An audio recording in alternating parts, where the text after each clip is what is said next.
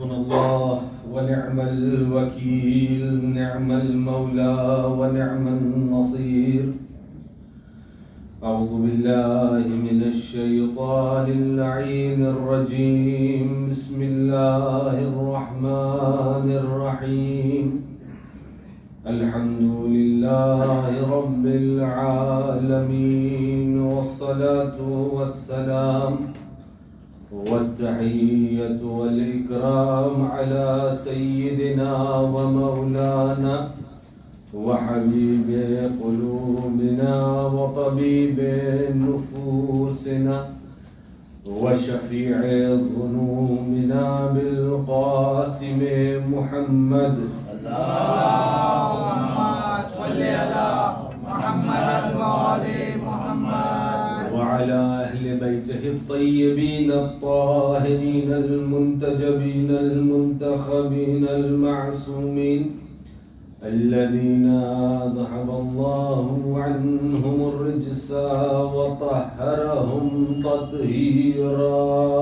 اللهم صل على محمد وآل محمد. ولعنة الله على أعدائهم أجمعين من يوم عداوتهم إلى قيام يوم الدين.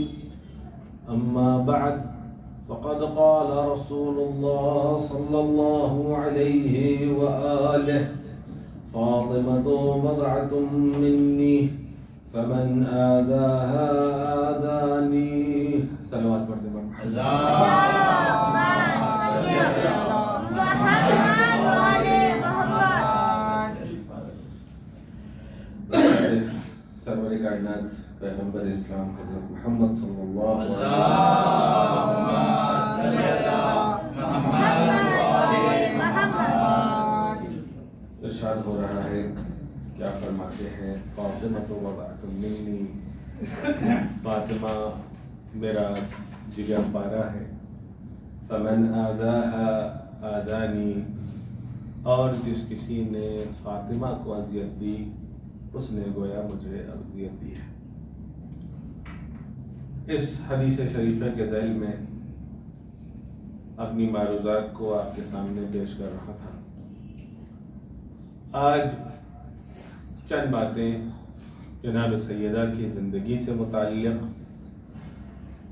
جو ہمارے لیے مشعل راہ ہے، ہمارے لیے وہ باتیں ہیں جو ہماری زندگی کے لیے نہایت ہی ضروری ہے، اور وہ چند خصوصیات جس کا اہتمام اللہ نے جناب سیدہ کے لیے کیا، جو عام طریقوں سے ہٹ کر کے. اگر عام حالات میں یہ دیکھا جائے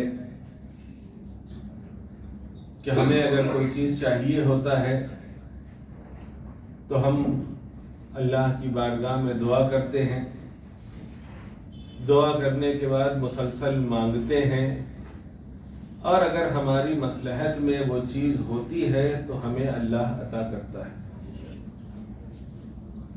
لیکن جناب فاطمہ کے سلسلے میں جب پیغمبر کو جناب فاطمہ عطا کی گئیں، اس میں انداز قدرت کچھ اور ہے جو کہیں اور دیکھنے کو نہیں ملتا. ایک مشبہ جس کا ازالہ کرنا ضروری ہے، اس کو میں چاہ رہا ہوں کہ آپ کے سامنے ابتدائی طور پر پہلے اس کو میں بیان کر دوں، اس کے بعد اپنی معروضات کو آگے بڑھاؤں. سب سے پہلی بات، عام طور پہ عالم اسلام میں یہ بات مشہور ہے کہ جناب پیغمبر کی 4 بیٹیاں تھیں، اور چوتھی اور سب سے چھوٹی بیٹی کا نام جناب سیدہ ہے. اس سے پہلے 3 بیٹیاں اور تھیں. وہ اس وجہ سے لوگوں کے درمیان میں یہ شبہ ایجاد ہو گیا کیونکہ جب جناب خدیجہ پیغمبر کے گھر پر شادی کر کے آئیں اس وقت آپ اپنے ساتھ 3 بچیوں کو لے کر کے آئیں۔ وہ 3 بچیاں جناب خدیجہ کی بہن کی بیٹیاں تھیں، جن کی تربیت اور جن کی پرورش کی ذمہ داری جناب خدیجہ نے اپنے اوپر لیا ہوا۔ اور اس کی ایک دوسری دلیل جو نہایت ہی لاجیکل بھی ہے اور اس کا کوئی جواب بھی نہیں ہے کہ کوئی یہ کہہ دے کہ نہیں ایسا نہیں ہو سکتا ہے۔ دلیل کیا ہے؟ اس دن کل کے بجائے پرسوں کی جو گفتگو میں نے آپ کے سامنے پیش کی تھی، اس میں ایک شبہے کی طرف اشارہ کیا تھا کہ عالم اسلام نے جناب خدیجہ کی عمر مبارک کو بڑھا کر کے 40 برس بتایا، جبکہ در حقیقت جناب عباس جو کہ پیغمبر کے چچا تھے، انہوں نے اس بات پر ناراضگی کا اظہار کیا اور یہ بیان کیا کہ جناب خدیجہ کی عمر مبارک جس وقت ان کی شادی ہوئی تھی 28 برس کی۔ جب آپ کی گویا شادی ہوئی، پیغمبر کا سن 25 برس تھا، اور اگر برادران اسلام کی اس روایت کو مان لیا جائے جس میں آپ یہ ارشاد فرماتے ہیں کہ آپ کی عمر مبارک یعنی جناب سیدہ کی عمر ولادت سن ولادت 5 سال قبل از بعثت، ہم کہتے ہیں کہ 5 سال بعد از بعثت پیغمبر رسالت پر مبعوث ہو چکے ہیں، اس کے بعد جناب صدیقہ طاہرہ کی ولادت ہوئی۔ برادران اسلام میں کہا جاتا ہے کہ 5 سال قبل از بعثت، یعنی گویا پیغمبر نے سن 25 سال کی عمر میں شادی کی اور جب 35 برس کے ہوئے اس وقت جناب سیدہ کی ولادت ہوئی۔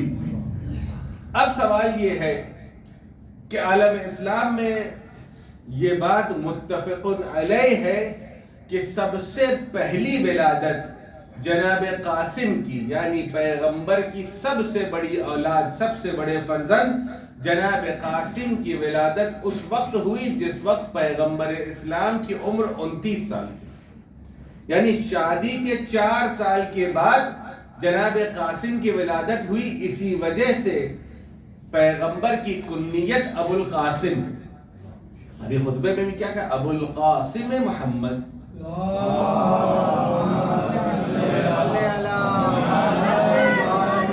چونکہ آپ کے فرزند کا نام، بڑے فرزند کا نام قاسم تھا، اسی لیے آپ کو ابو القاسم کہا جاتا ہے۔ یہ عربوں میں ایک خاص طریقہ ہوتا ہے جہاں پر جس کو عزت دی جاتی ہے، آؤٹ آف دا ریسپیکٹ بلانا ہوتا ہے تو کنیت کے ذریعے سے بلایا جاتا ہے۔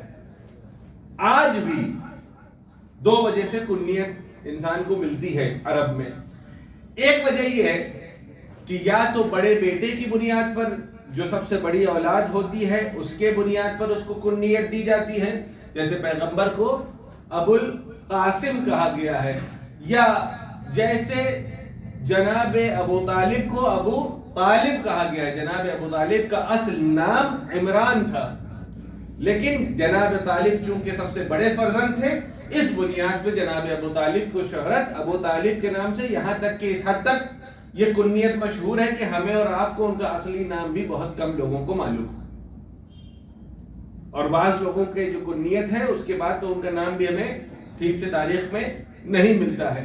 مثال کے طور پر ایک نام بڑا مشہور ہے، دوسری وجہ کیا ہے کنیت کی؟ یا تو اس کے اندر کوئی ایسا کمال پایا جاتا ہو جس کی وجہ سے اس نسبت کی بنیاد پر اس کو یہ کہا جائے کہ ابو فلان، مثلا امیر المومنین علی بن ابی طالب علیہ السلام،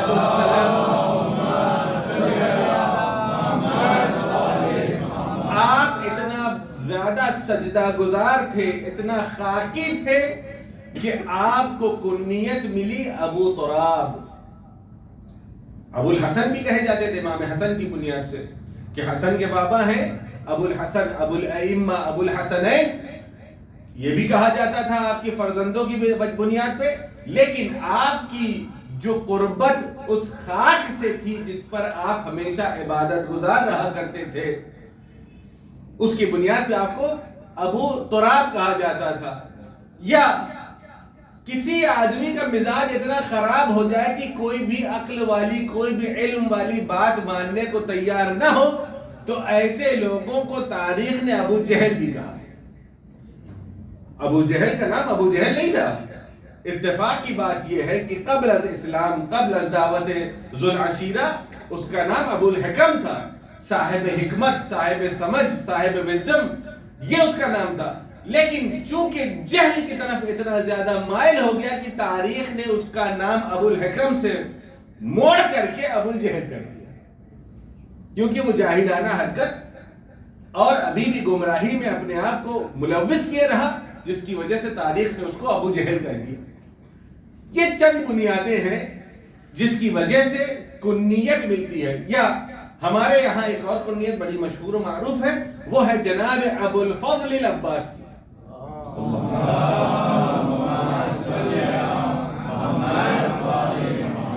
جن کے سلسلے سے دو باتیں ملتی ہیں. ایک یہ بات کہ کہا جاتا ہے کہ جناب ابو الفضل العباس کی سب سے بڑی اولاد کا نام چونکہ فضل تھا، اس وجہ سے آپ کو ابو الفضل کہا جاتا تھا. لیکن بعض مورخین نے اس سے اختلاف کیا اور فرمایا کہ جناب ابو الفضل العباس کے بیٹوں میں سے ایک بیٹے کا نام فضل ضرور تھا، لیکن سب سے بڑے بیٹے کا نام فضل نہیں تھا. چونکہ جناب ابو الفضل العباس اپنے جود و فضل و کرم کی وجہ سے اتنا زیادہ مشہور زمانہ تھے، جس کی وجہ سے آپ کو ابو الفضل کہا جاتا تھا. آپ کو میں بتاؤں کہ پورے اہل بیت اور پورے ائمہ کے درمیان میں اگر آپ بعض شخصیات کو دیکھیں تو ایک شخصیت ساتویں امام کی ہے جنہیں باب الحوائج کہا جاتا ہے، اور دوسری شخصیت جناب ابو الفضل العباس کی ہے جنہیں باب الحوائج کہا جاتا ہے. یعنی اگر کسی کو کوئی حاجت ہے تو جناب ابو الفضل العباس سے اگر توسل کرے گا تو اس کی حاجتیں پوری ہو جائیں گی. اس بنیاد سے بہرحال یہ مسئلہ کنیت کا پیش آ گیا تو میں نے آپ کے سامنے عرض کر دیا. بعض چیزیں القاب ہوتی ہیں جو اس کے کمالات کی بنیاد پر اسے ملتا ہے. مثلا جناب امیر المومنین کے لیے خود لفظ امیر المومنین القاب میں سے ہے. کنیت جو ہے وہ ولدیت کی وجہ سے کس کے باپ ہے وہاں سے آتی ہے، اور القاب اپنے عمل کی بنیاد پر کیسا آپ کا عمل ہے، کس چیز سے کے ذریعے سے آپ شناختہ شدہ ہیں، اس کے ذریعے سے آپ کو لقب ملتا ہے. اور یہ سلسلہ کنیت جو ہے آج بھی عرب کے درمیان اگر آپ جائیں گے تو آپ یہ دیکھیں گے کہ وہاں پہ ایون چھوٹے چھوٹے جو بچے ہوتے ہیں جن کی ابھی شادی بھی نہیں ہوئی، ان کو بھی یا تو وہاں پہ نام پکارنے کا طریقہ یہ ہوتا ہے محمد یا محمد، اس طریقے سے وہ پکارتے ہیں جیسے اپنے یہاں چھوٹے پکارتے ہیں. جب نام نہیں پتا ہوتا کہ چھوٹے، یہ ہمارے یہاں پکارنے کا طریقہ ہے. عرب میں طریقہ یہ ہے کہ جس کا نام نہیں جانتے ہیں تو اس کو محمد کہہ کے آواز دی جاتی ہے. اسی لیے یہ کہا جاتا ہے کہ اگر کوئی انسان اس کے یہاں ولادت متوقع ہے اور وہ چاہتا ہے کہ اس کے یہاں بیٹا ہو تو وہ شکم مادر میں بھی اپنے بچے کو محمد کہہ کے آواز دے. یا اگر متولد ہو گیا ہے، پیدا ہو گیا ہے، ابھی گھر میں اختلاف چل رہا ہے کہ نام کیا رکھا جائے، کیونکہ آج کے دور میں نام پاکستان میں طے ہوتا ہے. کیسے طے ہوتا ہے؟ ایسے طے ہوتا ہے کہ جو وہاں کے سیریل میں نام آ رہا ہوگا، جس کا نہ مفہوم ہے، نہ معنی ہے، نہ سر ہے، نہ پیر ہے، اسی سے ملتا جلتا چاہیے چونکہ سننے میں اچھا ہے. چوتھے امام جہاں پر حقوق بیان کرتے ہیں والدین کے، اس میں والدین کا حق اپنے بچوں پر یہ ہے کہ وہ اپنے بچوں کے لیے بہترین نام رکھیں. نام کو آواز میں نہ ڈھونڈیں کہ سننے میں کیسا ہے، دیکھیں کہ اس کا معنی کیا ہے. چونکہ ہر چیز اپنے نام کے ذریعے سے اس کے اثرات اس کے اندر ہوتے ہیں. یہ سائنٹیفکلی پروون باتیں ہیں. ایک ریسرچ نے یہ دکھایا، باقاعدہ جاپنیز ریسرچر تھا، اس نے دکھایا، کہا کہ اگر ہم پانی کے اوپر اچھی باتیں کہہ کر کے دم کرتے ہیں، جو اس کے مالیکیولز بنتے ہیں اس کی شکل خوبصورت ہوتی ہے، لیکن اسی کی جگہ پر ہم کچھ برا کہہ دیتے ہیں تو اس کی شکل بگڑ جاتی ہے. اسی لیے آج کے دور میں جو سائیکالوجسٹ ہوتے ہیں وہ بچوں کے لیے تربیت کے حوالے سے کہتے ہیں کہ آپ اپنے بچے کو برے ناموں سے نہ پکاریں. یہ سائنس آج کہہ رہی ہے، قرآن نے اس زمانے میں کہا کہ کسی کو برے ناموں سے نہ پکارو. آج ہم دھیرے دھیرے ریسرچ کے ذریعے سے وہاں پہنچتے ہیں جہاں پہ قرآن نے 1400 سال پہلے ان باتوں کو بیان کر دیا ہے. آج بھی یہی کہا جاتا ہے کہ اپنے بچوں کے نام اچھے نام رکھو، اور کیا ہی خوبصورت ہو کہ بچوں کے نام اہل بیت کے نام پر رکھے جائیں، ائمہ کے نام پر رکھے جائیں، انبیاء کے نام پر رکھے جائیں، تاکہ وہ کمالات اور وہ صفت ان کے اندر بھی بہرحال پیدا ہو جائے. ایک صلوات پڑھ دے بر محمد.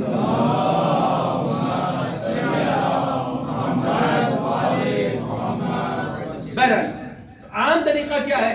عام طریقہ یہ ہے کہ ہم کوئی دعا مانگتے ہیں تو اس کے بعد اس سے پہلے دعا کرنا شروع کرتے ہیں. اس کے بعد اگر اللہ اس میں مصلحت دیکھتا ہے تو ہماری دعاؤں کو کبھی قبول کرتا ہے اور کبھی قبول نہیں کرتا ہے. لیکن جناب سیدہ کے سلسلے میں پیغمبر کے لیے اللہ نے انتظام کچھ اور کیا ہے.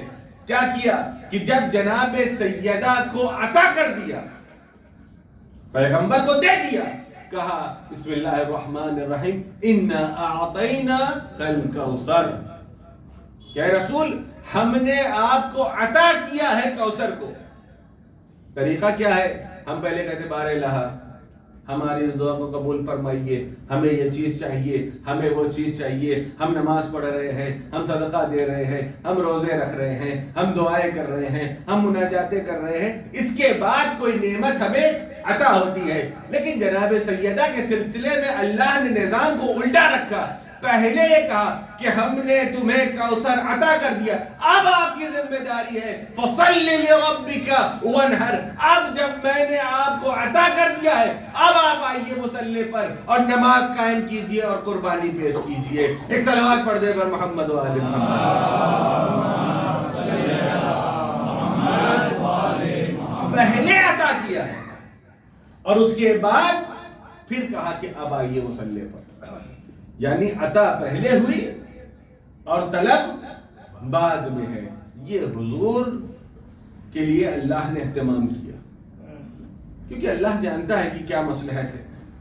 اور یہاں پر ایک ظریف سا نقطہ ہے. بہرحال چونکہ میں عربی لٹریچر کا اسٹوڈنٹ ہوں، یہ میرے ساتھ پریشانی ہے کہ جب کوئی ایسا لفظ آ جاتا ہے تو مجھے ایسا لگتا ہے جس کو بیان کروں، تاکہ قرآن کے اندر جو لطائف ہیں، جو سٹل چیزیں بیان کی گئی ہیں، جو ترجمے میں اور موٹی موٹی کتابوں میں نہیں ملے گا، ان باتوں کو میں چاہتا ہوں کہ آپ کے سامنے عرض کر دوں.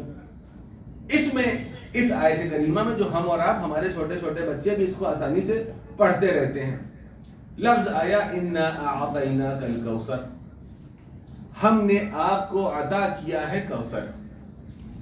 لفظ اعطا، الف عین طا الف، یہ جو لفظ آتا ہے اسی سے ملتا جلتا ایک دوسرا لفظ بھی لفظ آتا ہے. ربنا آتنا فی الدنیا حسنہ، بار الہ ہمیں عطا کر دنیا میں حسنہ وفی الآخرۃ حسنہ، اور آخرت میں بھی حسنہ عطا کر.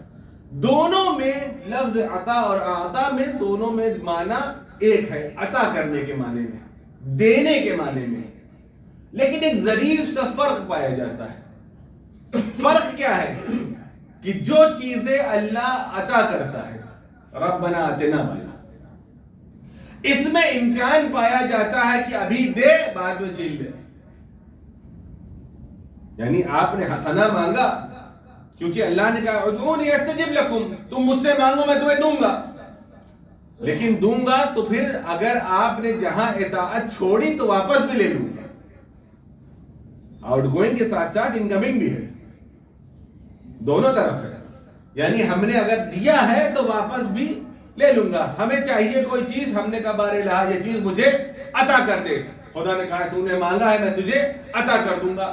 آپ نے مانگا اور اللہ نے آپ کو عطا کیا. لیکن اگر ہم نے اپنے آپ کو بچا کر کے نہ رکھا، گناہوں سے اپنے آپ کو محفوظ نہ رکھا، تو یہ جو نعمت اللہ نے آپ کو دی ہے وہ واپس بھی لے سکتا ہے، جو بھی چیز عطا کی. لیکن اگر کوئی چیز اللہ نے عطا کی بنیاد پر دیا ہے تو پھر اگر دے دیا ہے تو واپس لینے والا نہیں ہے. یہ دے دیا تو دے دیا. ہمارے کیا ہوتا ہے کہ ہم مانگتے ہیں، مانگا اللہ نے دے دیا، کیونکہ وہ تو کہہ ہی رہا ہے کہ مانگو. اب مشکل یہ ہے کہ ہمیں تو ٹھیک سے مانگنا بھی نہیں آتا ہے. ہم واقعاً مانگنا بھی نہیں جانتے ہیں کہ کس طریقے سے مانگا جاتا ہے. آپ ذرا جب ہم کبھی کسی سینئر کے پاس جاتے ہیں تو جب ہم اس کو خطاب کرتے ہیں, کوئی فارمل لیٹر لکھتے ہیں تو اس میں لکھتے ہیں فلاں فلاں فلاں صاحب, مینیجر صاحب, یہ صاحب, وہ صاحب, اور اس کے بعد شروع کرتے ہیں ریسپیکٹڈ سر. یعنی پہلے ہم اس کو اس بات کا احساس دلاتے ہیں کہ بھائی آپ کو میں خطاب کر رہا ہوں کہ آپ اس اسٹیٹس پہ ہیں, اس پوزیشن پہ ہیں, میں آپ سے زیادہ آپ کے اس مقام اور اس منزلت کو مد نظر رکھتے ہوئے اپنی یہ گزارش آپ کے سامنے پیش کر رہا ہوں, اپنا یہ اپلیکیشن آپ کو دے رہا ہوں. یہ طریقہ ہوتا ہے دنیا داری کا. 5th 6th اسٹینڈرڈ کے بچوں کو یہ اسکول سے سکھایا جاتا ہے کہ ریسپیکٹڈ سر لکھنا ہے, اور آخری میں لکھنا ہے کہ یورز سنسیئرلی, یورز فیتھفلی, اور نہ جانے کیا کیا لکھ کر کے اس کے بعد آپ کی خدمت میں پیش کرنا ہے. اب آئیے ذرا سا اللہ کی بارگاہ میں, وہاں کیا ہوتا ہے؟ ابھی ہم نے اللہ اکبر اپنا سلام کہا اور اس کا بارے میں بڑا مسئلہ ہے, مجھے پیسے چاہیے, وہ تو چاہیے ہی چاہیے بھائی. اس کے بعد جو ہے وہ اگر اسکول میں پڑھتے ہیں تو مجھے پاس ہونا ہے اچھے نمبر سے. اچھا پڑھائی کے بارے میں نہیں سوچا کہ اللہ بھی ہم کو ذرا سا میرے ذہن کو تھوڑا سا اور ذہین بنا دے کہ ہم پڑھنے پہ میرا من لگے. ابھی ہمیں جا کر کے اس کے بعد جو ہے وہ فری فائر بھی کھیلنا ہے اور نہ جانے کیا کیا کرنا ہے. چھوٹے بچے روبلاکس کھیلتے ہیں الگ الگ, ہر آدمی اپنے اپنے میدان میں بزی رہتا ہے, اور اس کے بعد یہ ہوتا ہے یہ بھی چاہیے, وہ بھی چاہیے, وہ بھی چاہیے. ابھی جو طریقہ ہمیں اسکول میں سکھایا گیا, کم سے کم ہم عظمت الہی کو اکنالج تو کریں, اس کا اقرار تو کریں. پہلے یہ تو پتا کریں کہ کس کے سامنے اس کو پیش کر رہے ہیں. جب یہ پتا چل جائے گا کہ کس کے سامنے پیش کر رہے ہیں, تب یہ پتا چلے گا کہ درخواست کس چیز کی کرنی ہے. ابھی دیکھیے سمپل سے میرا مزاج یہ ہے کہ میں چھوٹے چھوٹے ایگزامپلز دیتا ہوں جو بہت ٹینجبل اور سمجھنے والی باتیں. بہت بڑی بڑی باتیں مجھے آتی ہے نہ میں کرتا ہوں. جو بات سمجھ میں آنے والی ہے وہی کیا جائے جو ہم خود اپنی لائف میں ایکسپیرینس کرتے ہیں. جیسے اگر آپ کو موقع ملے کہ مثال کے طور پر ہندوستان کے پریزیڈنٹ سے ملنے کا موقع ملا ہے اور آپ کو یہ کہا گیا ہے کہ آپ کو ایک درخواست کرنی ہے, جو بات آپ کہیں گے وہ آپ کا مسئلہ حل کر دیا جائے گا. جب جتنی بڑی شخصیت ہے اسی حساب سے ہم اپنی درخواست کو رکھتے ہیں. مثال کے طور پر اگر ہم سے کہا جائے گا کہ آپ کو ہندوستان کے پریزیڈنٹ سے ملاقات کرنا ہے, تو اگر وہاں پہ ہماری درخواست ہوگی تو ہماری درخواست یہ نہیں ہوگی کہ ارے وہ ہمارے گھر کے سامنے کوڑا لگا ہوا تھا, بتائیے کوئی اس کو ایک ہفتے سے جھاڑو لگا لے لیا ہے. وہ دیکھے گا ایک مرتبہ آپ کو کہے گا اس کو کس نے اپوائنٹمنٹ دیا ہے, اس کو یہاں سے باہر نکالو بھائی, ٹائم ویسٹ کر رہا ہے. یعنی جتنی بڑی شخصیت اس کے حساب سے آپ کو مانگنا ہے, اس کے حساب کی آپ کو اس کے سامنے اپنی حاجت کو رکھنی ہے. جتنا چھوٹا آدمی ہے اس کے حساب سے آپ کو اس کے سامنے اپنی پریشانی کو بیان کرنا ہے, یعنی اس کے سٹیٹس کے حساب سے مانگنا ہے. اب سوال یہ ہے کہ جب ہم مالک کائنات کی خدمت میں آتے ہیں, اس کی بارگاہ میں آتے ہیں اور آنے کے بعد اتنا سے مانگ لیتے ہیں, یہ بتائیے کہ ہم اس کا جو ہے ٹائم ضائع کر رہے ہیں, اس کی توہین کر رہے ہیں, یا اس کی عظمت کے حساب سے مانگ رہے ہیں. اب مشکل کیا ہے؟ دوسری طرف سے مشکل یہ ہے کہ ہم مانگتے ہیں اپنی اوقات کے حساب سے. آپ یہ بتائیے کہ ہم کیسے مانگتے ہیں. ہم ایسے مانگتے ہیں کہ مثلاً ہمارا ایک چھوٹی سی پوزیشن پہ آفس میں جاب لگ گئی ہے, ہم مانگتے ہیں کہ ہماری جاب سیکیور رہے اور ہمیں چھوٹا سا ایک پروموشن مل جائے. ابھی ہماری سیلری مثلاً 40-50 ہزار ہے, وہ 60-65 ہزار روپے ہو گیا تو ہم خوش ہو جائیں گے. ٹھیک ہے, یہی ہے نا. چھوٹا بچے جو 7th-8th اسٹینڈرڈ میں وہ دعا کرتے ہیں کہ ہم 9th میں پہنچ جائیں. ہائی اسکول والا دعا کرتا ہے کہ کسی طریقے سے پاس ہو جائے, بورڈ سے نجات ملے. ہر اسٹیج پہ جو آدمی ہوتا ہے, جو مثال کے طور پر کرائے کے مکان میں رہتا ہے, وہ کہتا ہے کہ 1 روم کچن ہی مل جائے اپنا ہو. دوسرا جو 1 BHK والا ہوتا ہے وہ کہتا ہے 2 BHK ہو جائے. جو 2 BHK والا ہوتا ہے وہ دعا کرتا ہے 3 BHK ہو جائے. جس کے پاس ایک مکان ہے وہ دعا کرتا ہے اس کے پاس 2 مکان ہو جائے. یعنی انسان کی جو فکر کی جو پرواز ہے وہ ایک قدم آگے, اس کے آگے نہیں ہے. اب سوال یہ ہے کہ جب آپ کھڑے ہیں مالک کائنات کے سامنے جس کے اختیار میں سب کچھ ہے، زمین و آسمان و ستارے و سمندر و شفا و بیماری سے نجات و مشکلات سے ہر چیز سے نجات، تو مانگا کیوں اتنا؟ آپ جب مانگنے جائیے تو یہ دیکھیے کہ کس کے سامنے کھڑے ہیں۔ جب کسی بڑے آدمی کے سامنے جاتا ہے انسان تو اپنے اعتبار سے نہیں مانگتا ہے، جس کے سامنے جاتا ہے اس کے اعتبار سے مانگتا ہے۔ جب اللہ کی بارگاہ میں آئیے تو اپنی حیثیت نہ دیکھیے، اس کی حیثیت دیکھیے کہ جب مانگیے تو اس کے اعتبار سے مانگیے۔ دینے کا کام اس کا ہے، مانگنے کا کام آپ کا ہے۔ ایک صلوات پڑھ دیں پر محمد والے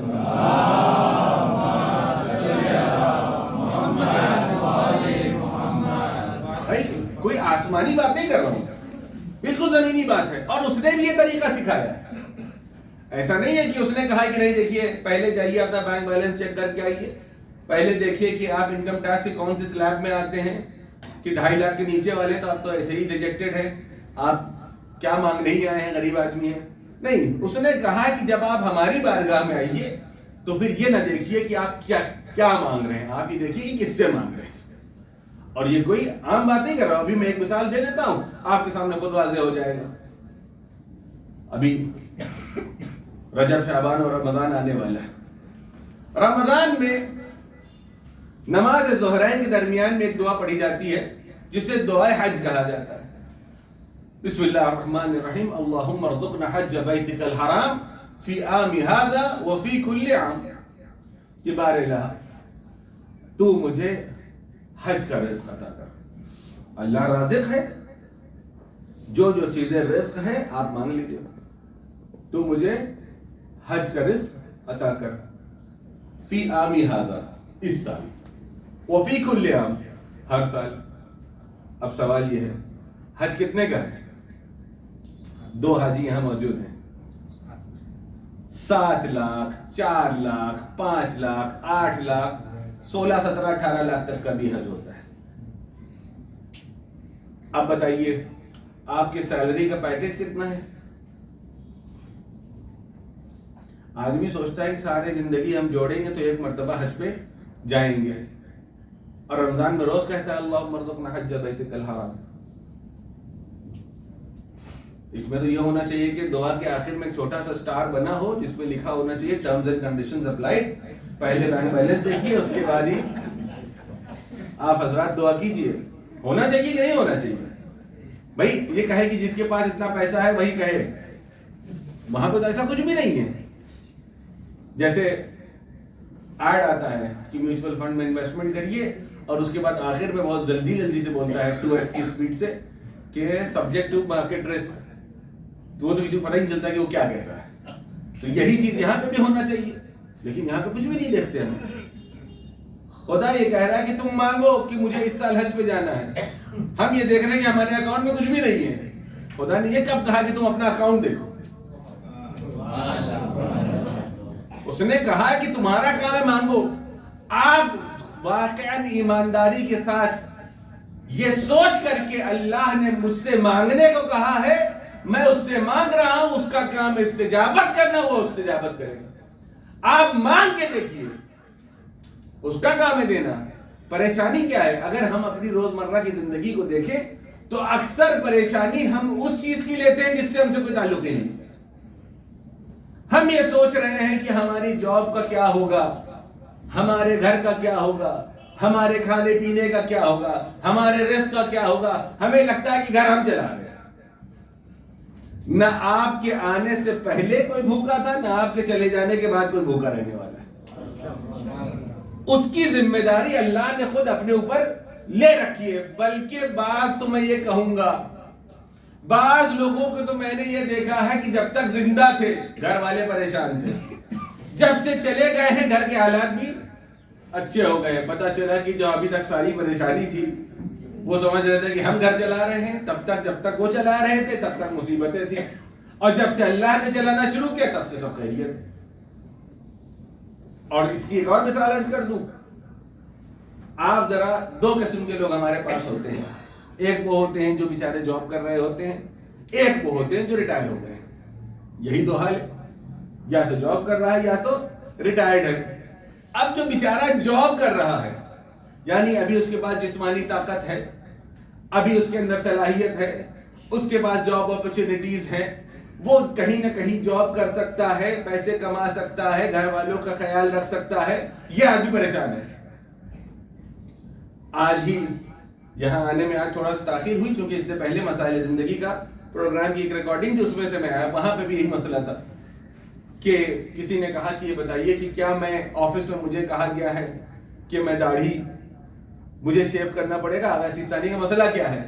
میں نے آغا سیستانی کا مسئلہ بہت سخت ہے. آپ نے کہا ہے کہ اگر کسی حرام کام کرنے کی مجبوری ہو جائے تو آپ جاب چھوڑ دیجئے.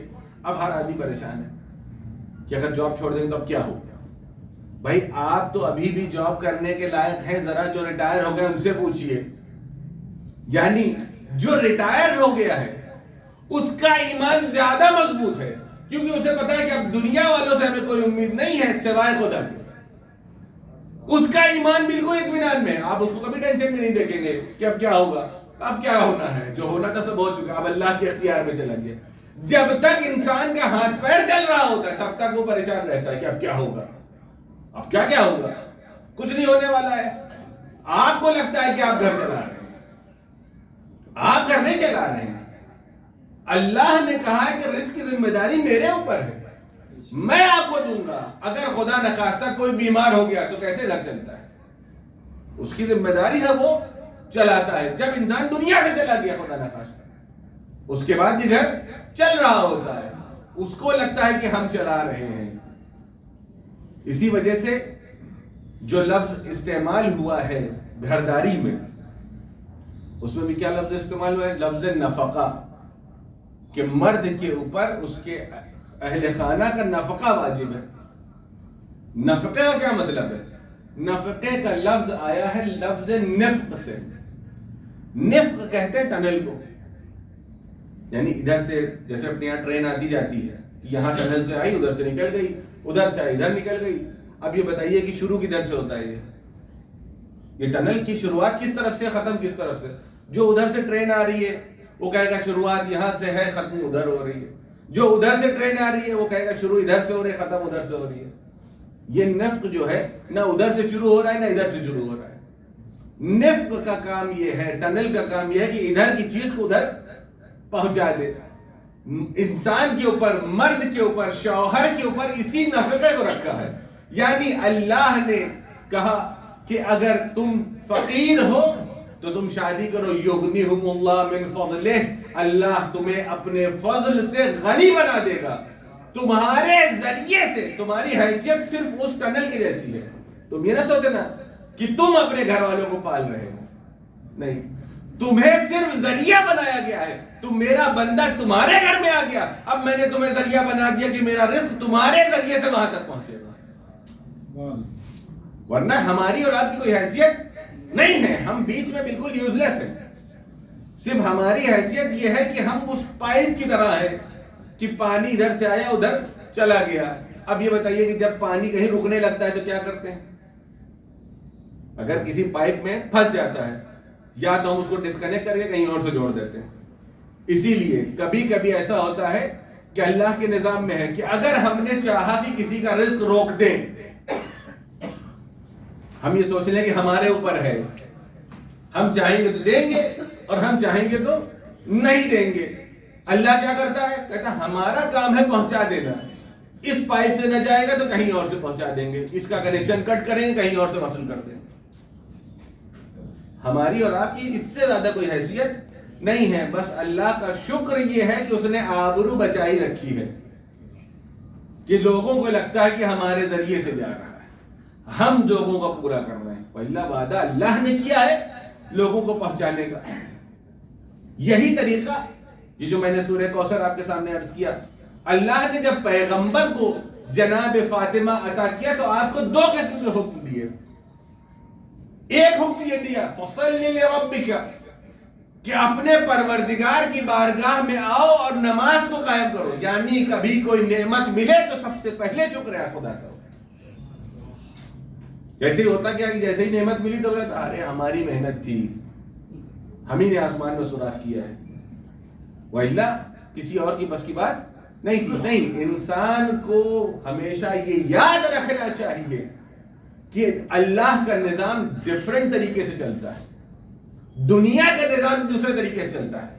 دنیا یہ کہتی ہے کہ یہاں ایف ڈی کر لیجئے، وہاں سیونگ اکاؤنٹ کھول لیجئے، یہاں انویسٹ کر دیجئے، وہاں بچا لیجئے. خدا کہتا ہے جہاں سے جو آئے لو راہ خدا میں خرچ کر دو. خدا کہتا ہے جو آئے اس کو خرچ کرو. اچھا بچا لیا، اللہ خمس نکالو. آپ ہی کہنا بتائیے خمس لے لیا. ارے اللہ نے کب کہا تھا کہ بچا کے رکھو؟ وہ تو کہہ رہا ہے خرچ کرو. تم 1 کروڑ کماتے ہو، بسم اللہ تم 1 کروڑ خرچ کرو. اگر 1 روپے بچا لیے تو لائیے 20 پیسہ نکالیے. اللہ نے کہا کہ جتنا جی چاہے خرچ کرو، اسراف نہ کرو. وہ الگ بات ہے، اسراف نہیں کرنا ہے اور نہ کنجوسی کرنا ہے کہ جان جا رہی تو جائے، پیسہ نہ جانے پائے. اسی لیے بعض لوگ بیچارے پیسہ تو بچا لیتے ہیں، جان گنوا دیتے ہیں. اور کبھی کبھی ایسا ہوتا ہے کہ جو پیسہ بچایا تھا وہ جان بچانے کے چکر میں پورا پیسہ چلا جاتا ہے اور جان بھی چلی جاتی ہے. لہذا سب سے پہلا کام، اگر اللہ کوئی نعمت دے تو اللہ کا شکر ادا کرو. فصل لربک. اور اس کے بعد صرف اتنا کافی نہیں ہے. ونہر یعنی نہر کہتے ہیں اونٹ کی قربانی کو. اونٹ کو ذبح نہیں کیا جاتا ہے، اونٹ کو نہر کیا جاتا ہے. بکرے کو ذبح کیا جاتا ہے، مرغی کو ذبح کیا جاتا ہے. اونٹ کو نہر کرنے کا طریقہ الگ ہوتا ہے. یعنی اس طریقے سے اونٹ کو نہر کرو اور ضرورت مندوں اور مسکینوں کے درمیان میں خرچ کرو، ان کو کھلاؤ، ان کو بانٹو. ہمارے عقیقے میں کیا ہوتا ہے؟ عقیقے میں یہی ہوتا ہے کہ آپ جانور کی قربانی کیجئے اور اس کو اپنے اعزاء و اقربا کے درمیان میں کھلائیے ان کو.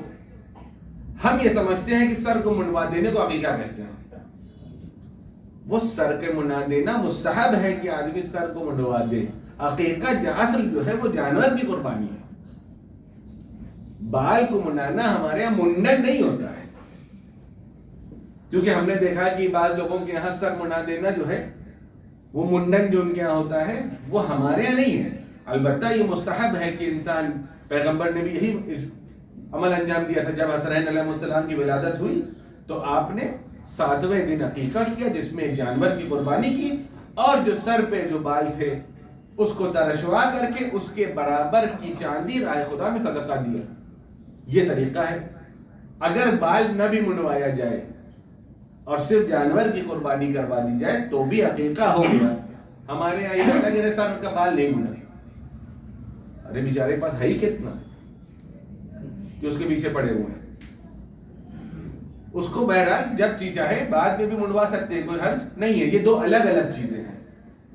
عقیقے میں سر کا بال کا منڈنا ضروری نہیں ہے. یعنی آج میں آپ کو بتا رہا ہوں کہ جو ہمارے یہاں تصور ہے کہ عقیقے کا مطلب ہے کہ اس کو ٹکلا کرا دیا جائے، یہ عقیقہ نہیں ہے. عقیقے کا مطلب یہ ہے کہ جانور کی قربانی کرا دیا جائے، یہ عقیقہ ہے. یہاں کیا حکم ہوا؟ فصل لربک، کہ اپنے پروردگار کو بھی یاد رکھو.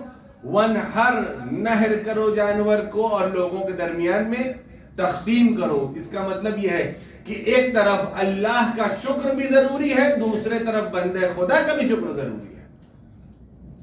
یہ جو نظام الہی ہے، اس پورے نظام میں دو طرفہ چلتا ہے.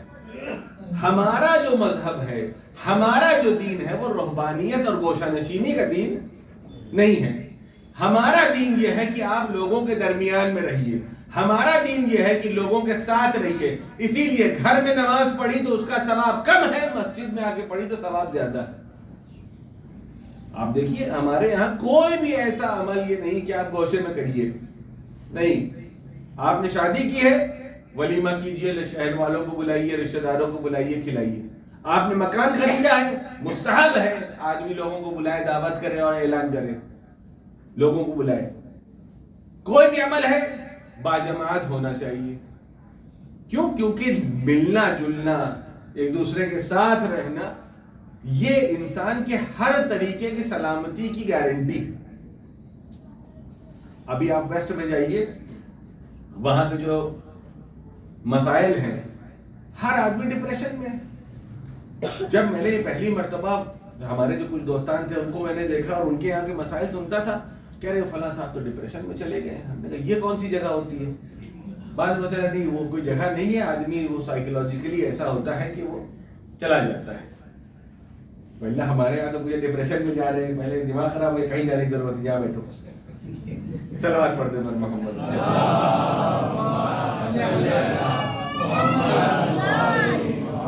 ہمارے یہاں چونکہ ان چیزوں کی کوئی گنجائش نہیں ہے, ہمارے یہاں چونکہ ملنے جلنے کا طریقہ ہے, ملنے جلنے سے ان چیزوں سے انسان محفوظ رہتا ہے. اسی چیز کی تاکید کی گئی ہے, جتنا زیادہ انسان نیوکلیر فیملی میں جا کر رہتا ہے, دوسروں سے کٹ کے رہتا ہے, گوشہ نشینی کرتا ہے, اتنا زیادہ ان بیماریوں میں بہرحال پھنسا رہتا ہے.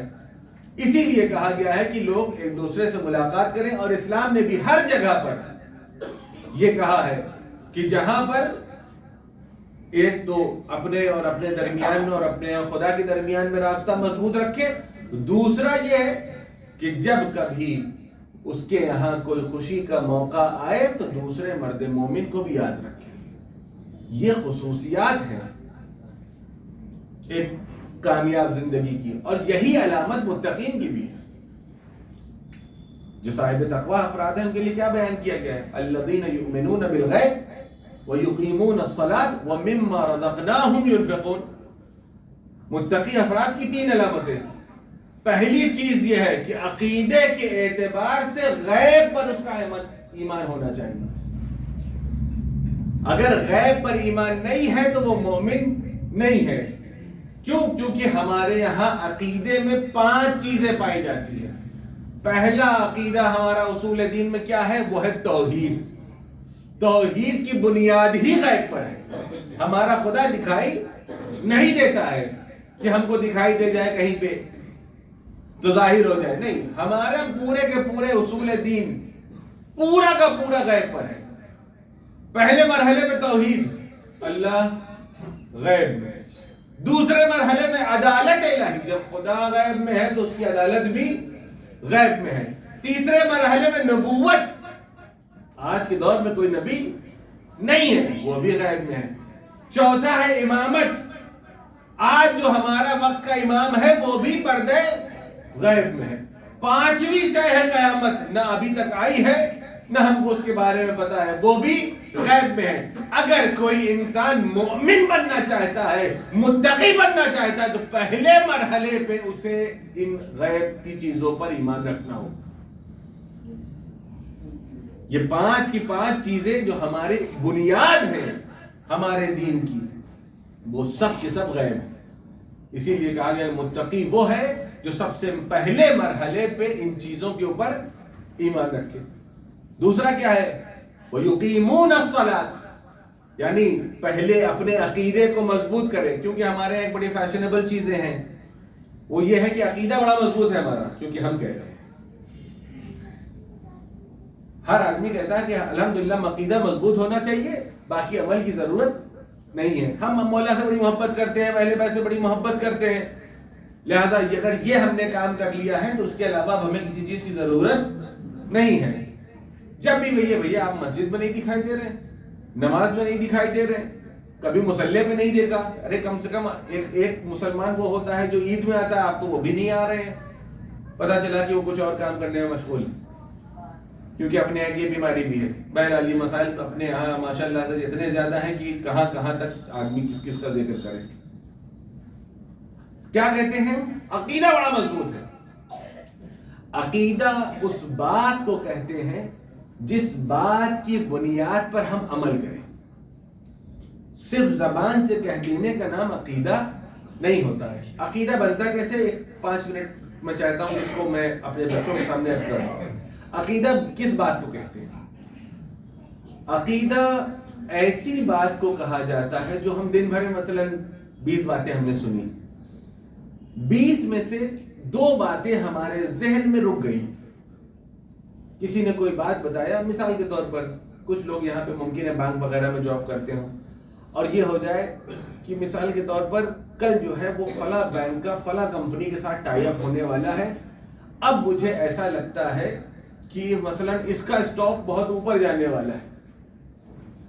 آپ نے تمام باتوں کو دیکھا, اپنے عقل کے ذریعے سے اس کو اینالائز کیا, اب آپ کو یہ عقیدہ ہو گیا ہے کہ یہ اسٹاک مثلا اوپر جانے والا ہے. اب آپ کیا کریں گے؟ کل صبح جیسے ہی مارکیٹ کھلے گی تو جا کر کے کیا کرتا ہے؟ جا کر کے وہ شیئر خریدتا ہے. یعنی اس نے اپنے ان باتوں کو سنا، اس میں سے کچھ باتوں کو اپنے دل میں رکھا، اس کو پرکھا، پرکھنے کے بعد کل صبح جا کر کے عمل کیا. اگر عمل نہیں کیا تو اس کا مطلب یہ کہ اس کا عقیدہ نہیں ہے، اس نے کچھ سن لیا، خالی بات کچھ ہو گیا. اب اس کو آئیے ذرا دین پہ اپلائی کریے. دین پہ اگر اس کو ہمیں اپلائی کرنا ہے تو ہم نے سنا کہ حسنین علیہ السلام سردار جنت ہے، ان کو مثلا یہ کام پسند ہے، وہ کام پسند ہے، نماز پسند ہے، اطاعت الہی پسند ہے، مصلی پہ آنا پسند ہے، میدان جنگ میں جانا پسند ہے، حکم الہی پر عمل کرنا پسند ہے. یہ ساری باتیں ہم نے سنا اور اس کے بعد لیٹ کے سو گئے. اس کا مطلب یہ کہ یہ ہمارا عقیدہ نہیں ہے. ہم نے ایک بات سنی، بڑا اچھا لگا، اور اچھا لگنے کے بعد ایک کان سے سنا اور دوسرے کان سے نکال دیا. ہم نے کہا کہ ہم اہل بیت سے محبت کرتے ہیں. اگر محبت کرتے ہیں تو دلیل محبت کہاں ہے؟ اگر ہم یہ کہیں کہ ہمارے گھر میں چھوٹے بچے ہیں، ہم ان سے بڑی محبت کرتے ہیں، تو جو محبت کرتے ہیں تو دلیل محبت یہ ہے کہ اگر کل مثلا اس کا کوئی اسپیشل ڈے ہے، کوئی برتھ ڈے ہے، کوئی خیر میں فنکشن ہے، کوئی باہر جانے کا ارادہ ہے، تو ہم اس کے لیے وہ چیز لے کر کے آئیں گے جو اس کو پسند ہو. یہی طریقہ ہے کہ بھائی ہمارے بچے کو ہم محبت کرتے ہیں تو ہم اس کے لیے وہ چاکلیٹ لے کر کے آئیں گے کہ جو اس کو پسند ہے. تبھی تو ہم بتائیں گے نا کہ ہم اس سے محبت کرتے ہیں. یا ہم جائیں گے سب سے موٹی کتاب خرید کے لے آئیں گے نا، جو ہم خود پڑھ سکتے ہیں، لیکن لا دے دیں گے یہ پڑھے گا تو بہت قابل ہو جائے گا. وہ کہے گا کہ آپ ہم سے محبت کرتے ہیں کہ دشمنی نکال لیں. تو محبت کا طریقہ یہ ہے کہ جو چیز محبوب کو پسند ہو وہ کرنا ہے، نہ یہ کہ جو ہم کو پسند ہے اپنی پسند کو اٹھا کے سامنے والے کے اوپر تھوپ دینا. اگر ہمارے محبوب کو یہ چیز پسند ہے تو ہم اس کو وہ چیز دیں گے. اگر جو چیز ہم اپنی طرف سے دینے لگیں تو یہ آپ کی محبت تو ہو سکتی ہے، لیکن اس کی محبت بھی یہی ہو کوئی ضروری نہیں ہے. اگر ہم یہ کہتے ہیں کہ ہمارا عقیدہ یہ ہے کہ ہم اہل بیت سے محبت کرتے ہیں تو پھر ہم اہل بیت کے لیے وہ کام انجام دیں جو ان کو پسند ہے، وہ نہ کریں جو ہم چاہتے ہیں. ہمارے ساتھ یہ ہے کہ ہم وہ کام کرتے چلے جاتے ہیں اور یہ سوچتے ہیں کہ ہم تو محبت کرتے ہی ہیں، اب ان کی ذمہ داری ہے کہ ہمارے اسی ٹوٹے پھوٹے عمل کو لے لیں. کیوں لے لیں بھائی؟ کیوں لے لیں؟ مثال کے طور پر ایک محلے کا سبزی والا ہے، وہ مجھے بڑی محبت کرتا ہے مجھ سے. گھر سے مجھے کہا گیا جائیے آپ آلو خرید کے لے آئیے. اب ہم وہاں پہنچے اور محبت پہ ٹماٹر دیے جا رہا ہے. حضور یہ لے جائیے. ارے میں کیوں لے جاؤں بھائی؟ مجھے آلو کی ضرورت ہے. وہ کہہ رہا نہیں یہ ٹماٹر بڑے اچھے ہیں. ارے گھر میں مجھے اس کی ضرورت نہیں ہے. وہ کہہ رہا نہیں یہ آپ لے جائیے، ہم آپ سے بڑی محبت کرتے ہیں. تو میں اس کا کروں گا کیا؟ کیونکہ میرے کام کا یہ نہیں ہے. اگر ہم اہل بیت سے محبت کرتے ہیں تو اہل بیت کو بارگاہ الہی میں آ کر اطاعت خدا پسند ہے تو ہم آئے مصلی پر. ان کو روزہ رکھنا پسند ہے تو ہم آئے روزہ رکھیں. ان کو تلاوت قرآن پسند ہے تو ہم آئے تلاوت کریں. ان کو یہ نہیں پسند ہے کہ رات میں شب بیداری کے نام پہ باہر ٹہلتے رہیں. ہم یہ کہیں کہ محبت ہے اہل بیت پہ ٹہل رہے تھے باہر، خود امام حسین پریشان ہے. یہ ہم نے کب کہا کہ رات پہ ٹہلتے رہنا؟ آپ خود سوچئے کہ جب بھائی شفاعت اہل بیت کا وعدہ ہے کہ ہم اپنے محبان کے لیے شفاعت کریں گے. شفاعت کا مطلب ہوتا ہے گریس مارکس. 0 پہ گریس مارکس نہیں آتا ہے. 25, 26, 30 پہ گریس مارکس آتا ہے کہ 5, 6, 7 نمبر مل گیا آدمی پاس ہو گیا. ہمارا اکاؤنٹ 0 ہے. چیخ رہے ہیں کہ ہمیں چاہیے شفاعت. کہاں سے ملے گی بھائی؟ آپ خود سوچئے. آپ کے بڑے اچھے تعلقات ہیں اسکول کے پرنسپل کے ساتھ، اور آپ کے لڑکے نے سوائے اس کے کہ صفائی کے 2 نمبر ملے ہیں اس کو اور کچھ نہیں ملا. یہ پیپر میں کچھ لکھا ہی نہیں تھا، دیکھا بہت صاف ہے 2 نمبر دے دیے اور کچھ اس کو نہیں ملا. اب آپ کا پرنسپل بہت اچھا دوست ہے، اس سے کہیں بھائی ذرا پاس کر دو. پہلی بات یہ کہ آپ خود آپ کے اندر وہ جرأت ہی نہیں پیدا ہوگی کہ کس منہ سے جائیں، کس منہ سے جائیں اپنے اس بچپن کے دوست کے پاس بھی کہ اس نالائق کو پاس کر دو. کم سے کم ہم اہل بیت کے لیے اتنی مجال تو دیں، ان کے لیے اتنا سپیس تو دیں کہ وہ ہماری شفاعت کریں۔ کبھی کبھی ہمارے تعلقات اگر بہت اچھے بھی ہوتے ہیں تو ہم یہ تو کر سکتے ہیں کہ مثلا کہیں پولیس والے نے روک لیا ہے کہ ان کے پاس لائسنس نہیں ہے، ہیلمٹ نہیں لگائے تھے، تو ہم نے کہا بھائی اس کو چھوڑ دو نا، گھر کا لڑکا ہے، وہ بھی کہے گا اچھا ٹھیک ہے جاؤ، اگلی بار سے خیال رکھنا۔ لیکن اگر خدا نخواستہ کسی چوری چکاری کے معاملے میں، کسی قتل کے معاملے میں پکڑ جائے تو ہم کبھی شفاعت کرنے نہیں جائیں گے۔ یعنی ہمارے گناہ بھی ایسے ہوں کہ جس کی شفاعت ہو سکے، ایسے برے گناہ نہ ہو کہ اہل بیت ہماری طرف دیکھے بھی نہ کہ یہ ہمارا چاہنے والا ہے۔ نوجوانوں کے لیے میں عرض کر رہا ہوں خاص طور پہ، آج کے دور میں، پہلے زمانے میں یہ ہوتا تھا کہ گھر سے باہر جائیں گے تو بگڑ جائیں گے، آج کے زمانے میں کہیں باہر جانے کی ضرورت نہیں ہے، برائیاں گھر تک آ گئی ہیں، بلکہ آپ کے ہاتھوں میں، آپ کے جیبوں تک پہنچ چکی ہیں۔ بگڑنے کے لیے باہر جانے کی ضرورت نہیں ہے، آج کے زمانے میں فری انٹرنیٹ کافی ہے لوگوں کے بگڑنے کے لیے۔ عجیب بات ہے، معاشرے کو خراب کرنے کے لیے کتنا آسان ہے یہ کام۔ جو لوگ باہر جاتے ہیں، اگر کوئی نہیں جاتا ہے تو اگر کوئی کسی کے جاننے والا دبئی میں یا یورپ میں رہتا ہے، اس سے پوچھئے کہ اس کے یہاں انٹرنیٹ کتنا آزاد ہے۔ مہینے کے 2-3 ہزار روپے بھرتے ہیں تو ان کو 4-5 جی بی ڈیٹا ملتا ہے، اور یہاں دن کے 2-2.5 جی بی وہ فری میں بانٹ رہے ہیں۔ کیا وجہ ہے؟ کبھی سوچا ہے؟ یہ سوچ اس لیے ہے کیونکہ اس کے پیچھے ہے سیاست، کہ لوگ خالی انٹرٹینمنٹ میں لگے رہیں، ان کا ذہن، ان کا مغز اسی کاموں میں لگا رہے، اور وہ حقیقت دنیا کو نہ دیکھیں۔ کیا کسی نے جا کے کسی گورنمنٹ سے پوچھا کہ پچھلے 15 سالوں میں جو بچے، پرانے زمانے میں آپ ذرا دیکھیے، جو ابھی 50s میں ہے یا 60s میں ہے، اس زمانے میں جو کوئی انجینئر بنتا تھا، اس کے یہاں، اس کے گھر کے باہر نیم پلیٹ پہ لکھا ہوتا تھا انجینئر فلاں صاحب۔ اس زمانے میں انجینئر کو صاحب کہا جاتا تھا۔ آج کے دور میں کیا کہا جاتا ہے؟ اچھا تم بھی انجینئر ہو؟ خود سوچئے کہ کہاں انجینئر صاحب اور کہاں تم بھی انجینئر۔ تو یہ کیا ہوا ہے؟ یہ کہاں سے کہاں کیسے آ گئے؟ ہم کو ان چیزوں میں الجھایا جاتا ہے۔ اب بری چیز نہیں، میں نہیں کہوں گا کہ یہ بہت خراب چیز ہے، اس کو بالکل بائیک آؤٹ کر دینا، نہیں، زمانے کے ساتھ آپ کو رہنا ہے تو زمانے کے ساتھ آپ کو چلنا ہے۔ لیکن بڑی فیمس لائن تھی، میں نے اس کو جب پہلی مرتبہ اس کو پڑھا تھا مجھے بہت پسند آئی، تو میں چاہوں گا یہاں پہ اپنے جوانوں کے لیے کوٹ کروں۔ اس میں تھا کہ are you smart enough to use smartphone? اب باقی آپ لوگ جائیے خود سوچئے کہ یہ اسمارٹ فون آپ اس کو چلا رہے ہیں کہ یہ آپ کو چلا رہا ہے۔ بلکہ کووڈ میں تو یہاں تک چلنے لگا تھا کہ گھر میں آٹا ہو چاہے نہ ہو، فون میں ڈاٹا ہونا چاہیے۔ خود سوچئے کہ یہ کیا نوبت آ گئی ہے کہ ہم ہر وقت ان چیزوں میں گرفتار ہیں، سوچ ہی نہیں رہے ہیں کہ اللہ نے ایسا لگتا ہے کہ ہم کو اسی کام کے لیے بھیجا ہے، اور ایسے ایسے الگورتھمز بنے ہوئے ہیں کہ جو سلائیڈ کرتے رہیے اور کبھی ختم نہیں ہوتا ہے، چاہے وہ یوٹیوب کا ہو، چاہے وہ انسٹاگرام کا ہو، چاہے جہاں کا ہو، کبھی وہ اپنے انتہا پہ پہنچتا ہی نہیں ہے، کیونکہ انہوں نے آپ کو پکڑا ہوا ہے۔ آپ کو یقین نہ آئے تو آپ یہ دیکھ لیجئے کہ رات میں جب آدمی لیٹتا ہے، اچھا ایسا نہیں کہ میں بیان کر رہا ہوں تو میں اس میں خود مبتلا نہیں ہوں، کبھی کبھی ایسا ہوتا ہے، مجھے خود بھی لگتا ہے ارے لیٹا ہوا ہے، ذرا دیکھیں کہ کیا ہو رہا ہے، ایسے سوچا 5 منٹ دیکھیں گے، پتہ چلا فجر ہو گئی۔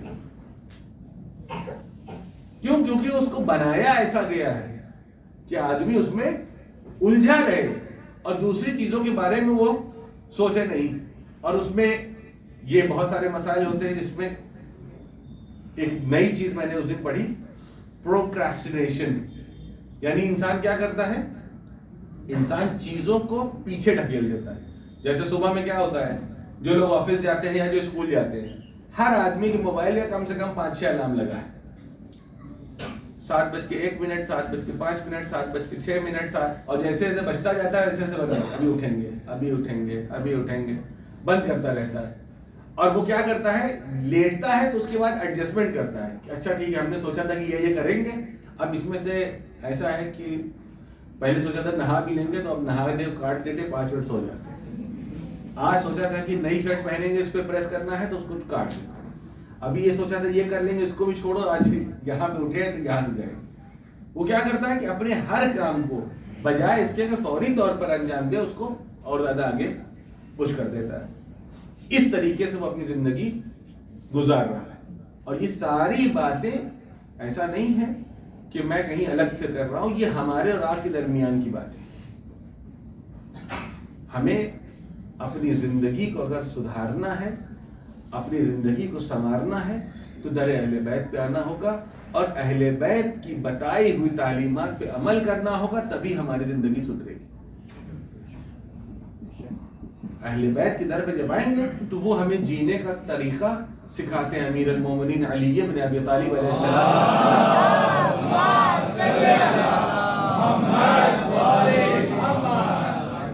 آپ یہ ارشاد فرماتے ہیں کہ اپنی زندگی کو ایسے جیو جیسے یہ تمہارا آخری دن ہو. آدمی کا ذہن کس طریقے سے کام کرنا شروع کرتا ہے, بچوں سے پوچھیے. میں ہمیشہ بچوں کی مثال دیتا ہوں. بچوں سے پوچھئے کہ وہ اپنے ذہن کا آپٹیمم یوٹیلائزیشن کس طریقے سے کرتے ہیں, کس طریقے سے اپنے ذہن کے تمام تر کمالات کو کیسے استعمال کرتے ہیں. یہاں پہ ایک لطیفہ یاد آ رہا ہے, اس میں ہی جواب بھی پوشیدہ ہے. کہا کہ 1000 صفحے کی ایک کتاب ہے, کسی ڈاکٹر صاحب کو لا کے دیا گیا کہ حضور یہ لیجئے کتاب, یہ بتائیے کتنی دیر میں پڑھ لیں گے. انہوں نے کہا 1000 پیج کی کتاب ہے, مجھے لگتا ہے کہ 2 ہفتے لگیں گے, میں اسے پڑھ لوں گا. کہا اچھا. کہا انجینئر صاحب کے پاس گئے, کہا آپ بتائیے. کہا کہ میں اسے 10 دن میں پڑھ لوں گا. کسی اور صاحب کے پاس گئے, کسی پروفیسر صاحب کے پاس گئے, کسی نے کہا 5 دن, کسی نے کہا 10 دن, کسی نے کہا 20 دن. آخر میں کسی اسٹوڈنٹ کے پاس پہنچ گئے. 1000 صفحے کی کتاب لے جا کر کے اس طالب علم کو, اس اسٹوڈنٹ کو دے دیا. اس سے پوچھا یہ بتاؤ کہ یہ 1000 صفحے کی کتاب ہے, کتنی دیر میں پڑھ لوں گے. اس نے پوچھا ایگزام کب ہے. آپ بتائیے ایگزام کب ہے, 1 رات میں پوری پڑھ لیں. ہمارے یہاں کیا ہوتا ہے واقعی ایسے کہ جیسے ہی آدمی اپنے آپ کو محدود کرتا ہے کہ اب اس کے پاس وقت کم ہے تو اپنی تمام تر ظرفیت کا استعمال کرتا ہے, اپنے تمام پوٹینشل کا استعمال کرتا ہے. امیر المومنین کہتے ہیں کہ اگر انسان کو یہ معلوم ہو جائے کہ اس کی زندگی کا آخری دن ہے تو وہ اس طریقے سے جیے گا کہ پھر وہ اپنے ہر کام کو بر وقت کرے گا اور اس طریقے سے کرے گا کہ ایسے کرے کہ جانے کے بعد افسوس نہ ہو. اگر ہمیں یہ پتا ہو کہ ہماری یہ آخری نماز ہے جو پڑھ رہے ہیں تو ویسے پڑھیں گے جیسے بھی پڑھتے ہیں, یا ویسے پڑھیں گے کہ لگے گا کہ بس یہ ہماری آخری نماز ہے, اللہ اس کو قبول کر لے. ہم کو تو لگتا ہے, جبکہ چونکہ دنیا داری نے ہمیں ایک عجیب نظام میں پھنسا رکھا. ہم جاتے ہیں لون لے کے آتے ہیں 20 سال کا. مجھے اچھا 20 سال آپ کے پاس یعنی طے ہے کہ آپ رہیں گے. یہ سب تو پتہ نہیں تھا, لون لیتے بس لون لے لیا ہے دیکھا جائے گا. آدمی کو کل کا نہیں پتا ہے لون 20 سال کا ہوتا ہے, کیونکہ اس میں انٹرسٹ کم ہوتا ہے, اس میں EMI کم آتی ہے. یعنی دنیا نے انسان کو اس طریقے کا بنا دیا ہے کہ جہاں وہ اپنے بارے میں نہیں سوچتا ہے. اہل بیت کہتے ہیں کہ آج میں جیو, جو ہے وہ بانٹو, جو ہے وہ دو. اللہ کے نظام میں اور دنیا کے نظام میں یہی فرق ہے عزیزوں.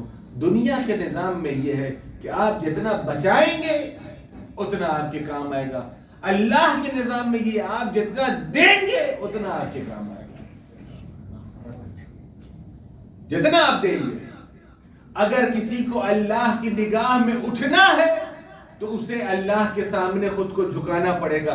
جتنا زیادہ خود کو جھکاتا جائے گا اللہ اس کو اور اتنا بلند کرتا جائے گا. ایک صلوات پڑھ دے بر محمد.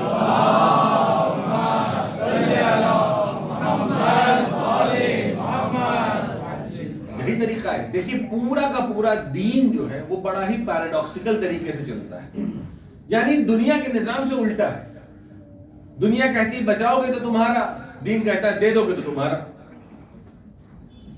دنیا کہتی ہے اپنے بارے میں سوچو تمہارا کیا ہوگا, دوسروں کو چھوڑو. بلکہ عجیب عجیب سے کوٹس آتے ہیں, لوگ بڑا خوش ہوتے ہیں, کہتے ہیں کہ جو لوگ کامیاب ہو جاتے ہیں ان کے پاس جب وہ اس عروج پہ پہنچتے ہیں تو کوئی نہیں رہتا ہے, اسی لیے جو بہت صاحبان مال و دولت ہوتے ہیں وہ 2 سیٹر گاڑی میں چلتے ہیں.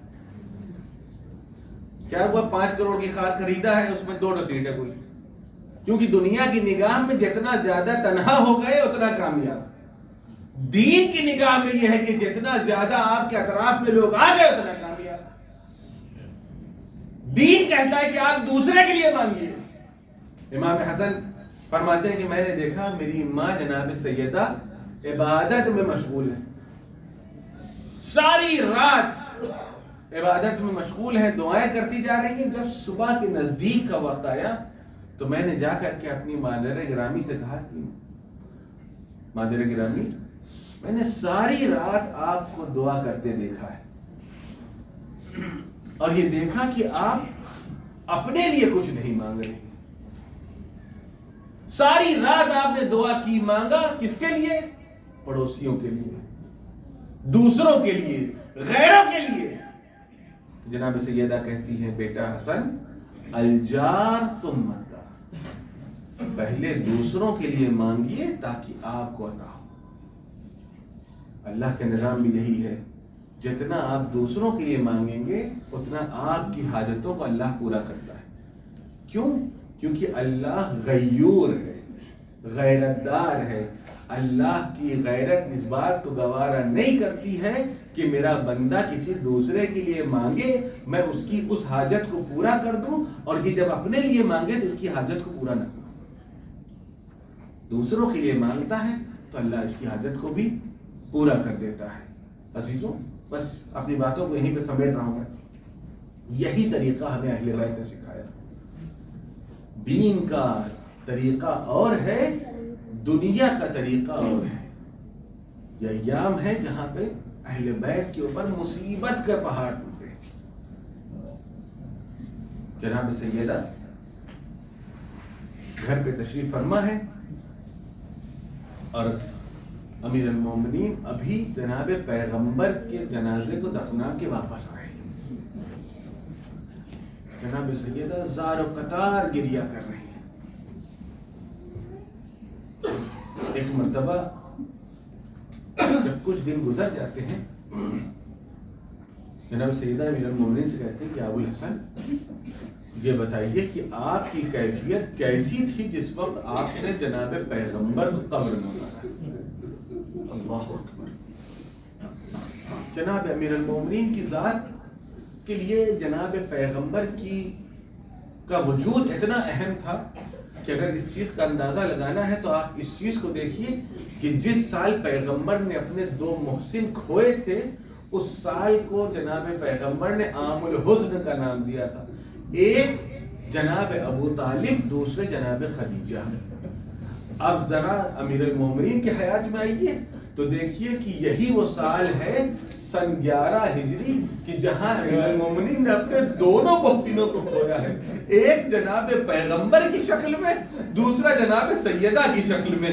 جناب سیدہ نے کہا امیر المومنین یہ بتائیے کہ جب آپ نے پیغمبر کو قبر میں اتارا تو آپ کی کیفیت کیسی تھی؟ امیر المومنین زمین پر بیٹھ گئے, گریہ کرنا شروع کیا. کہا بے بی آپ نے یہ کیا پوچھ لیا, میں اپنی کیفیت کو بتا نہیں سکتا ہوں. میں کتنا مجبور محسوس کر رہا تھا کہ جس کی آغوش میں میں نے اپنی آنکھوں کو کھولا ہے, اپنے انہی ہاتھوں سے اس کو قبر میں لٹا کر کے آیا ہوں. میں اپنی کیفیت کو آپ سے کیسے بیان کروں؟ جب گریہ کرنا شروع کیا کہا ہے آقا ابو الحسن مجھے میرے بابا کی قبر کے نزدیک لے کر کے چلیے. جناب سیدہ کو لیا, لینے کے بعد قبر پیغمبر پر تشریف لائے. جناب سیدہ نے جیسے ہی بابا کی قبر کو دیکھا اپنے آپ کو قبر کے اوپر گرا لیا, گریہ کرنا شروع کیا. ایک مرتبہ خواہ کی قبر اٹھایا اور سونگا. کہا بابا آپ تو مجھے اس دنیا میں چھوڑ کر کے چلے گئے, لیکن آپ کے جانے کے بعد آپ کی امت نے مجھ پر وہ ظلم کیا ہے کہ صبت علیہ مصائب لو انہا صبت علیہ سرنا لیالیا. اے بابا روشن پہ اگر وہ ہوتا تو یہ شب کی تاریکیوں میں تبدیل ہو جاتا. ایک کے بعد ایک مصیبتیں بیان کرنا شروع کیا گیا. میری بسلیوں کو توڑا گیا, مجھے تماچے لگائے گئے. ہاں میرے ابو الحسن کے گلوں میں ریسمان باندھ کر کے کھینچا گیا. میرے پاس صرف ایک ہی چیز باقی رہ گئی تھی. میں نے اشقیا سے کہا میرے ابو الحسن کو چھوڑ دو ورنہ میں اپنے بالوں کو بکھار دوں گی. میرے پاس صرف ایک چیز تھی, وہ میری چادر تھی. جیسے ہی انہوں نے سنا کہ میں اپنی چادر کو اتار دوں گی, اپنے بالوں کو بکھار دوں گی, تو انہوں نے ابو الحسن کو چھوڑ دیا. میں کہوں گا بی بی کم سے کم آپ کو یہ تو موقع ملا کہ آپ کی سر کی چادر سلامت تھی. ذرا کربلا میں آئیے, زینب ام کلثوم ہے, سر کی چادریں چھینی جا چکی ہے. بھائی کا لاشا میدان کربلا میں گھوڑوں کے سموں کے نیچے پامال کر دیا. یہاں پہ امام سجاد ہے, میدان کربلا میں دیکھتے ہیں کشتہائے نجس تو دفن ہو گئے, لیکن فاطمہ کا لاش بے گور و کفن میدان کربلا پہ پڑا ہوا. وَسَيَعْلَمُ الَّذِينَ ظَلَمُوا أَيَّ مُنقَلِبٍ يَنقَلِبُونَ. اِنَّا لِلَّهِ وَإِنَّا إِلَيْهِ راجعون. بار الہ ہماری اس مختصر سی عذاب قبول فرما. بار الہ ہمارے گناہان کبیرہ و صغیرہ کو معاف فرما. بار الہ ہمارے مرحومین کی مغفرت فرما, انہیں جوار معصومین علیہ السلام میں جگہ عنایت فرما. بار الہ جو لوگ بیمار ہیں انہیں بیمار کربلا کے صدقے میں شفاعت کامل عاجل عنایت فرما. بار الہ جو لوگ پریشان حال ہیں ان کی پریشانیوں کو دور فرما. بار الہ مقامات مقدسہ کی حفاظت فرما. بار الہ مراجع کرام علماء اعلام کے سائے کو ہمارے سروں پہ باقی فرما. بار الہ جو لوگ حج و زیارات کے مشتاق ہیں انہیں حج و زیارات سے مشرف فرما. امام زمانہ کے ظہور میں تعجیل فرما.